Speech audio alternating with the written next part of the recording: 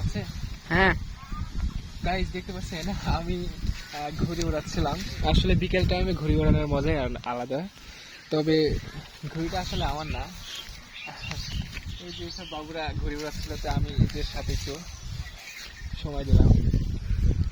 ঘুড়িটা ছোট একটু, যদিও দেখা যাচ্ছে না। এই ঘুড়িগুলি হচ্ছে গা মানে একটু গুছানোর সময় অনেক সময় লাগে। হ্যাঁ, কত সময় লাগে তোমার?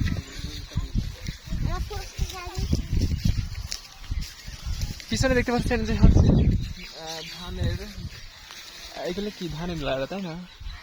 ধানের হ্যাঁ। লাড়া এগুলো হচ্ছে যে এখানে শুকানো হয়েছে। আর পরিবেশটা আসলে অন্যরকম সুন্দর। ঘড়িটা আমি কি পারবো গোছাতে? ওই অবস্থা। এই যে একটা ঘড়ি, 2 নম্বর ঘড়ি। তোমার এটা কি ঘড়ি? এত বড় ন্যাচ কেন? হ্যাঁ,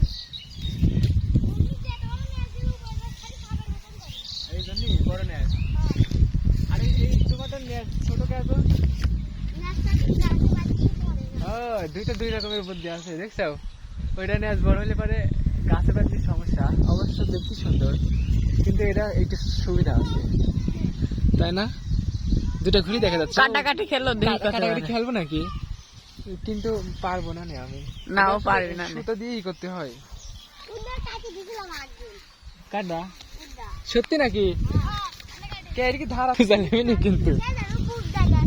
কার এই বুক ডাকিলে আসো কে? তোমার ইয়ে করবে, তোমার হচ্ছে গা সুতিতে হচ্ছে ধার দিবে। তোমরা কি সুতির ধার দিতে পারো? কিভাবে ধার দেয় আমি শিখা দিচ্ছি। আর রুট আছে না? আর রুট আছে না? না, কাটার দরকার নেই, কাটার দরকার নেই।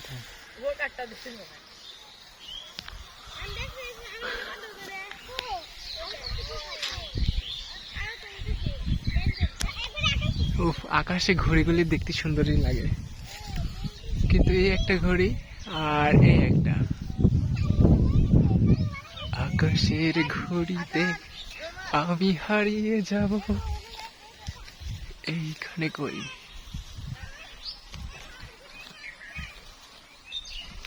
ছোটবেলায় অনেক ঘড়ি উড়তাম, কিন্তু এখন আসলে এগুলো দেখাই যায় না, খুবই কম দেখা যায়। মাত্র শহরে মনে হয় কিছু কিছু ছাদে পোলাপান উড়াই।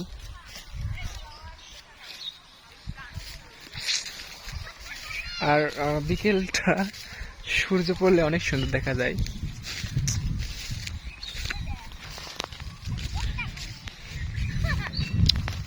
শেষ ঘুরে উড়ানো শেষ। কাটাকাটি করলো না, আমি কি করবো? কাটাকাটি ওরা পারতে হবে তো, নাহলে তো হবে না। কত উপরে চলে গেছে? না, পরে অবস্থা ওটা তো মেলা দূর থেকে।